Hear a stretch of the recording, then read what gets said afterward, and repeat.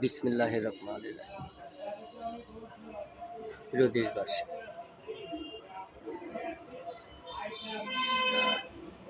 দেখুন, দীর্ঘদিন যাবৎ আমি যে লেখালেখিগুলো করে এসেছি,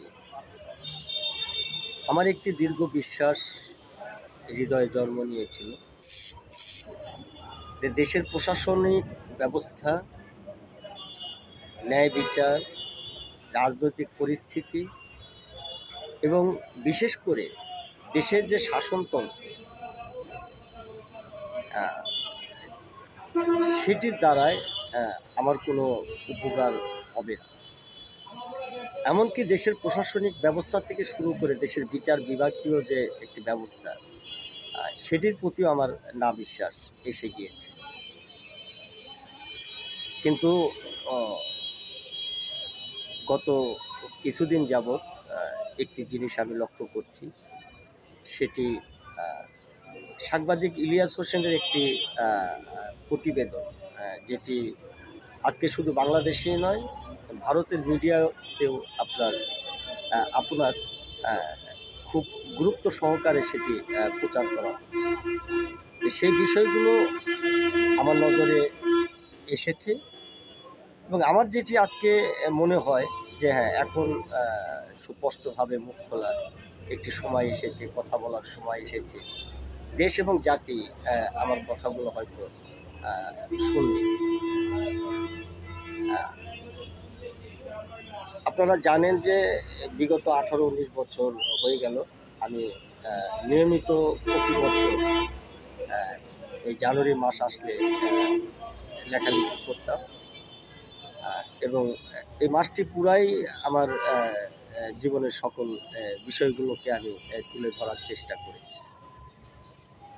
আগামীতে ইনশাল্লাহ যদি মহান আল্লাহ পাক আমাকে সুস্থ রাখেন, সবল রাখেন এবং ভালো রাখেন, আমি জাতির সামনে কিছু কথা তুলে ধরব।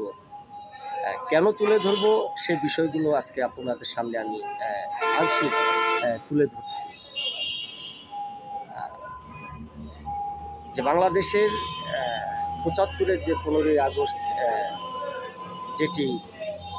যে ঘটনা ঘটেছে, সেই ঘটনার বিষয় 75-এর 15ই আগস্টকে দেশের মানুষ বিপ্লব হিসেবে দেখছেন, কেউ হয়তো সৈনিক অভ্যুত্থান দেখছেন, নানাজন নানা বিশ্লেষণ করছেন। আমি সেই দিকে যাব না, যেহেতু আমি তখন খুবই ছোট ছিলাম। আমার বয়স তখন 3.5 থেকে 5 বছরের মধ্যে হবে, যার কারণে যেহেতু আমি রাজনীতি বুঝিনি এবং আমার তখন অতটুকু দেশ সম্পর্কে বোঝার জ্ঞানও ছিল না। শুধু ঘটনা ঘটেছে, সেই বিবরণগুলো আমি তুলে ধরব পর্যায়ক্রমে, যেটি আমার স্মরণে রয়েছে। সেটি কেমন বিপ্লব তারা করেছিল এবং সে বিপ্লবে কাকে কাকে আত্মবলি দিতে হয়েছে, যারা আসলে রাজনীতি করেননি এবং রাজনীতির মধ্যেও তারা পড়েননি, এমনকি দেশের যে উচ্চ আদালত রয়েছে এবং সেখানেও শিশুদের কতটুকু গুরুত্ব সহকারে তাদের মূল্যায়ন করা হয়েছে যে দেশের আইনে।